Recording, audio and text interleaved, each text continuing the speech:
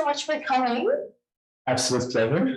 Thank you for having us. Tell us about yourself and your company. Well, I will actually do that in the presentation, so I wouldn't like to spoil the story. No, but I came from, so I'm from Slovenia. I have a big part of my family is Swiss, so I drove in this morning from Meiringen, which is very close to Interlaken, and it's a very pleasure to be here. It gave me a chance to first visit you, and secondly also have a family trip, so it's really a pleasure to be here today. Thank you so much.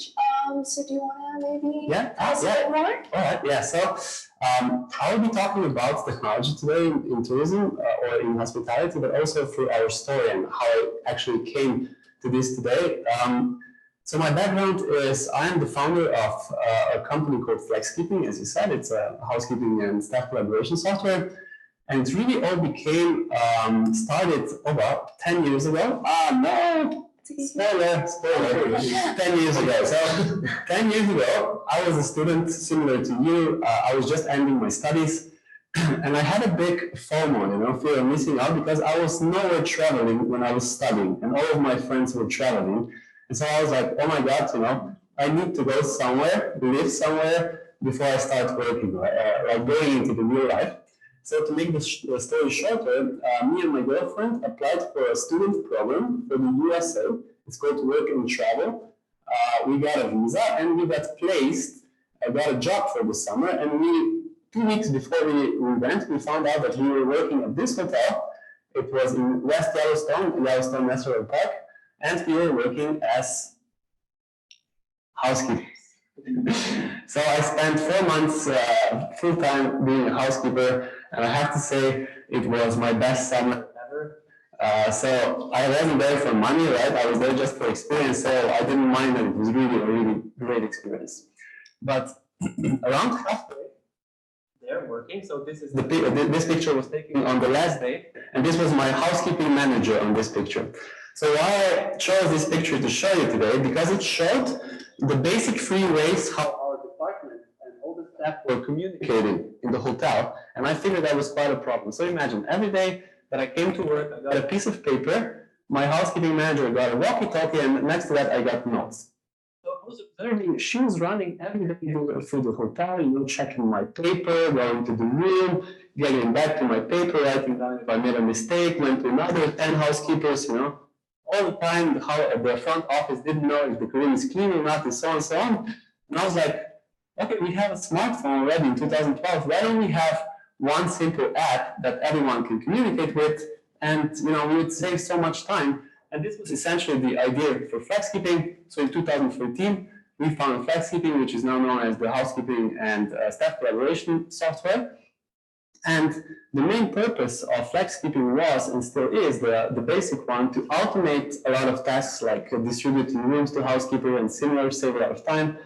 Streamline communication. This means that with one tap, everyone knows that you've done your job or that something needs to be delivered, no calls, no nothing, and that a manager or anyone in the hotel gets a complete overview over what's happening. So there's no calling again, emailing, or whatever. So those are the main 3 things. But next to that, consequently, you improve your guest service a lot. The rooms are cleaner, staff is happier, no one's calling you all the time. You save costs. You have many benefits, and also very important for companies, they increase their profitability and get data so that you can make smart changes, not just because I said so, but because we see the data shows that we need to improve. So we are today a global company. We are operating already or have customers in over 60 countries with a bit about 500 hotels, mostly working with 5-star, 4-star, big properties and so on. And maybe just the thing that I'm very proud of, we really are focusing a lot to be a high quality product. As if you would be a luxury hotelier, we would want that same service. So this is recognized, and we are today at the highest, we have the highest satisfaction score and recommendation score from any software. So this makes me very happy because it shows the result, like having a high booking score, let's say. So this is great. But what Flexkeeping really did for me, and this is now coming to the tech part, is I always liked technology, but I always also loved hospitality. I'm one of those people that if you walk into a hotel since forever, you feel that something special, about it. And I was the same.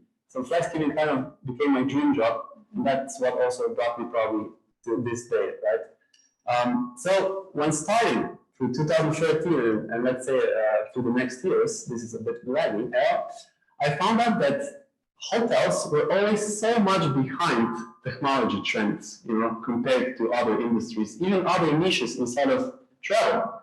So just think about how long it's already possible and how normal it is that you choose your seat on an airplane. And then I don't know if any of you has had the opportunity to choose your exact room in a hotel when booking, right? There's no science fiction behind that, just to make it clear. The second example, which I observed during the years, I'm flying a lot, and I have a regular course between Ljubljana and London. Because we have a company in London. And I do everything with my phone. Go on the airplane, book a train, call a cab, whatever, with the phone. Once I come to the hotel, in most of the cases, I shut down my phone and I'm greeted, hey, welcome, is this your first time with us? And I'm there for the 5th or 6th time, And so I really couldn't understand this. So this is kind of until COVID happened. So COVID, if you saw this, brought kind of the attention to tech back, or finally, it brought that, the focus that we needed. And the initial focus was on contactless service, which we know, we had to avoid each other. The second was, those were the initial focuses of technology. The second was to make flexible operations, because hotels were opening and closing down, scaling all the time in that period. And also cost efficiency, because each any time then we don't really want to spend in COVID times when there's no income, right?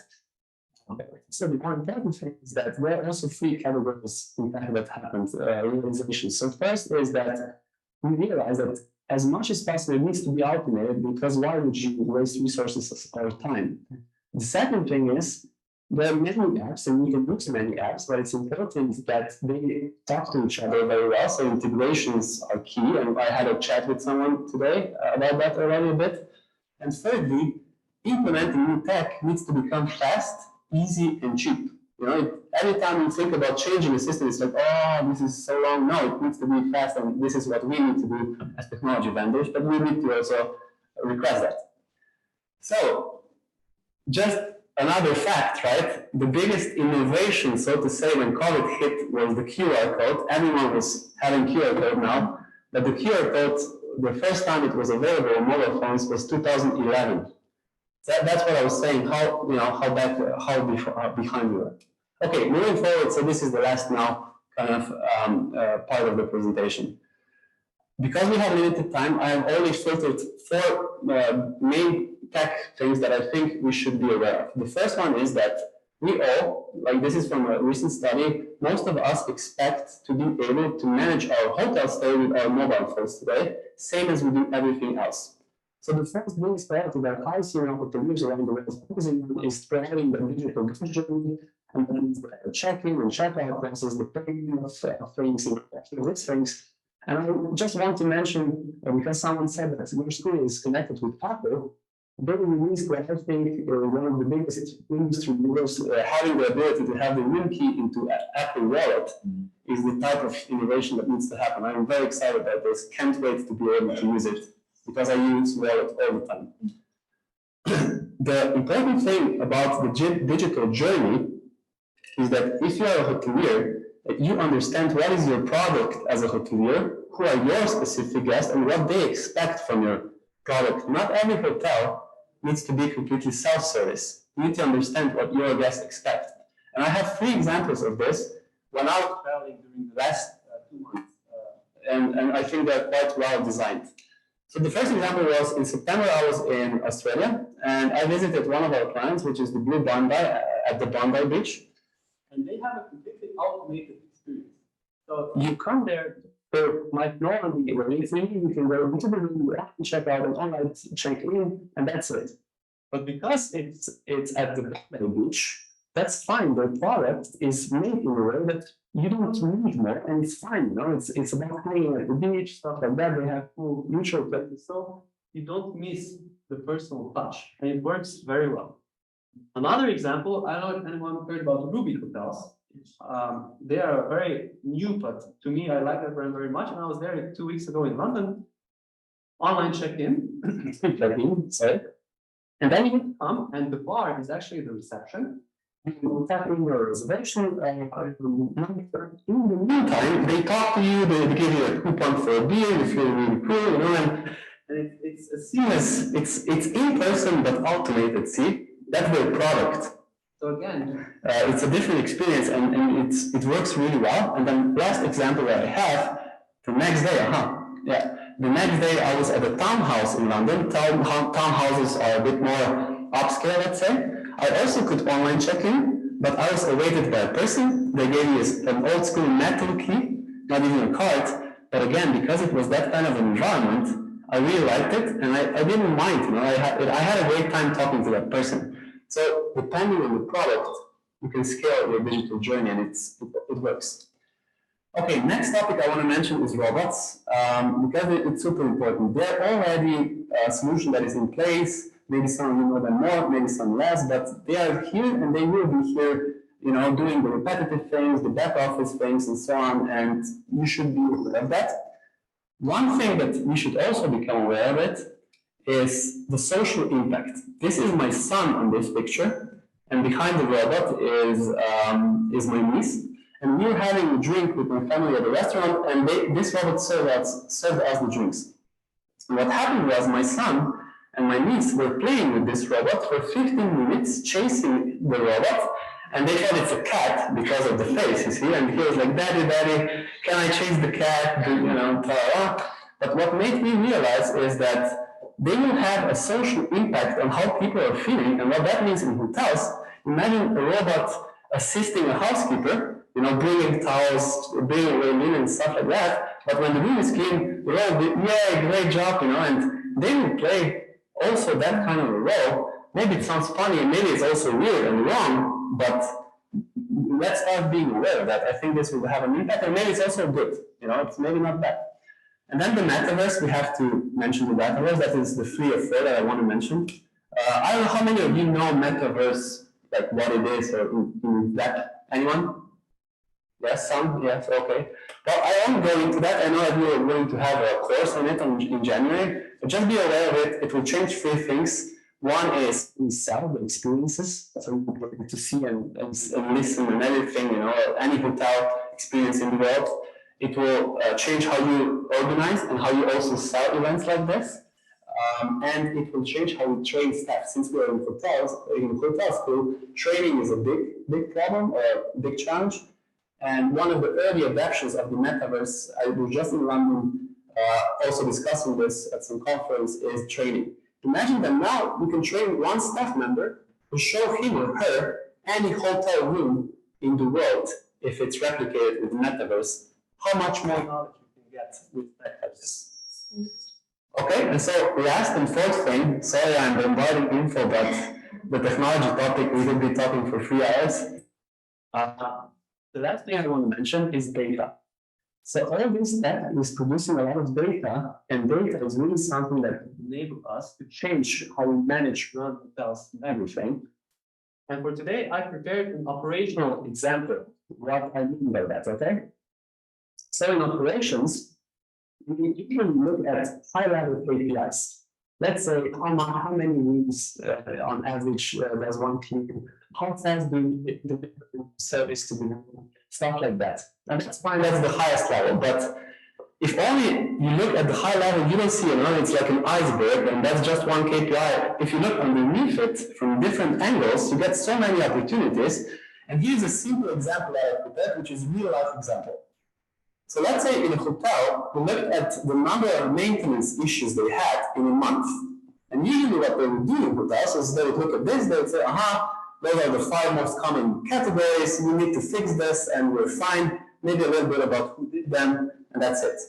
But a next view that you should do is, for example, how many of all those tickets were actually reported by the side of guests? Because if guests feel your maintenance problems, that's bad, right? That's bad for the experience you're not preventing, so you need to do something about it. That case was bad because 1/3 is a lot of all problems, right? So we went deeper and looked at who were the departments in that month that told maintenance that there's a problem, and we figured that 1/3 is the front office, which immediately means guests practically. And also one first was management, which means that why is management so much involved, which is an interesting case. And now we need to look at how are we internally organized, how are we communicating, you know, are we having the right processes in place and so on.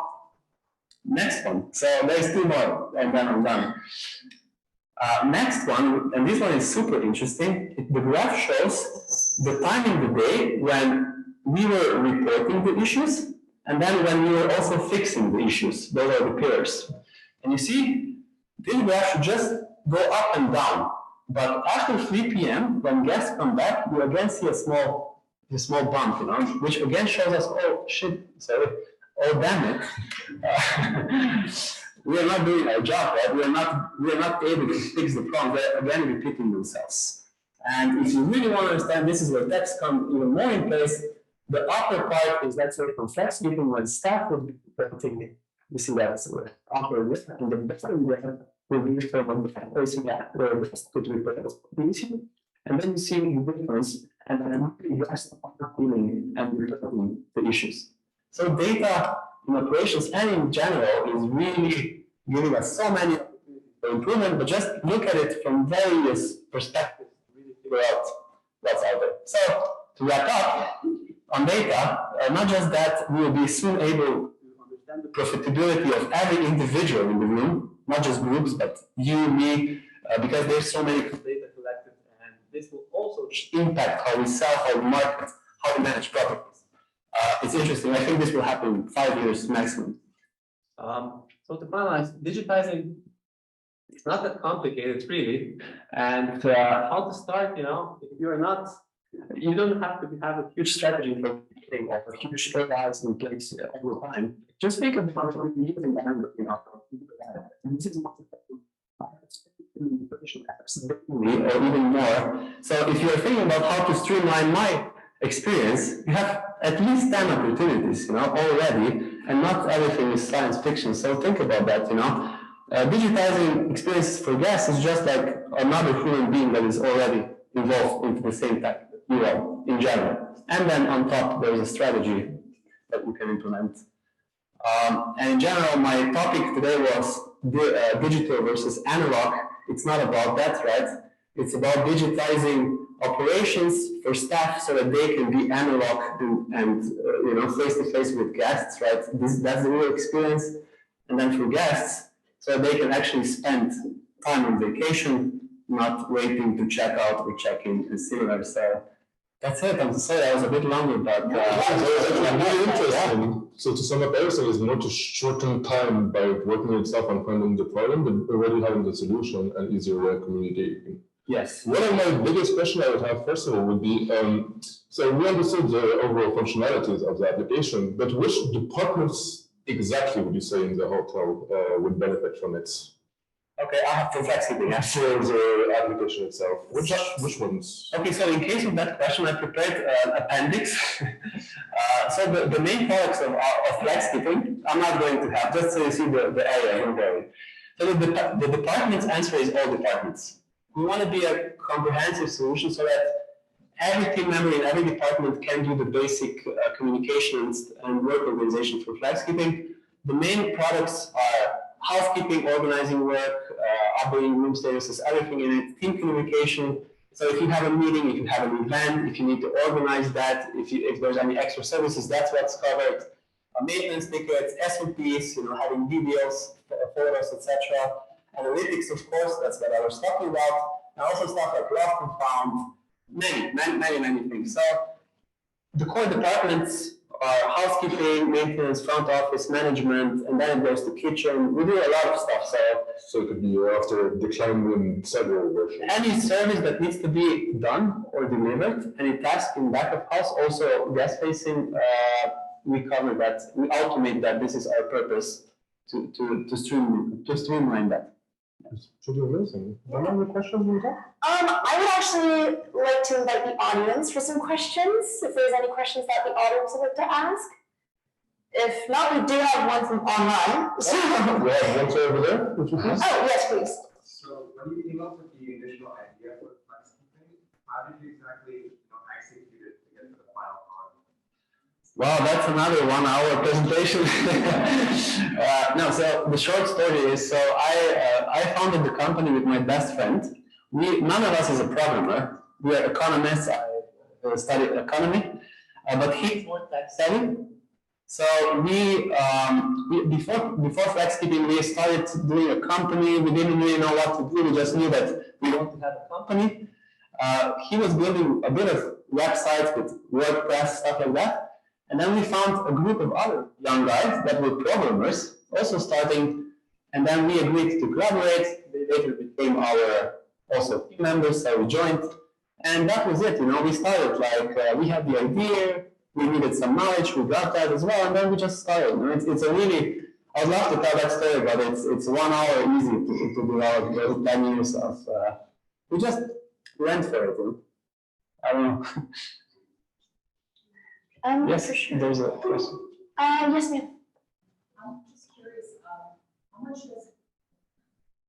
how much does it cost to do this program? Because to use Flexkeeping for a hotel, do you work more with like boutique hotels, or as well you have some brands? Because I know when I did my internship at Marriott in housekeeping, Marriott has their own.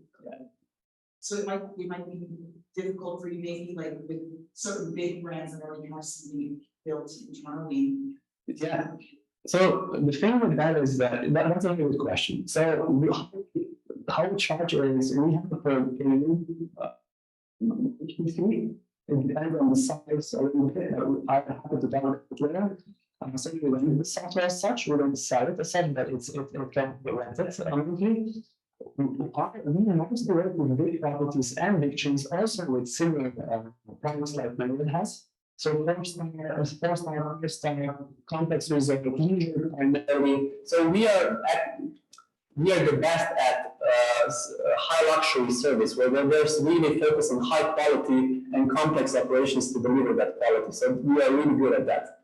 So the thing is that many companies in the past decided to do their products, but a hotel company is not a software company, right? So the main focus is not there. So there's now we're starting to work with companies like us because we are really specialists here. So we are now seeing, like, we're also discussing with some Marriott properties. We have some other big chains that we're discussing with. So it's now really an opportunity rather than a problem that it was maybe 10 years ago or similar when those companies developed their own solutions. Yeah, if that makes sense. So today we see that many of them are turning to us because they know that we are really focused just on that, and together we can make the best result rather than doing it by themselves, let's say. You also provide trainings for the staff to understand how to use this.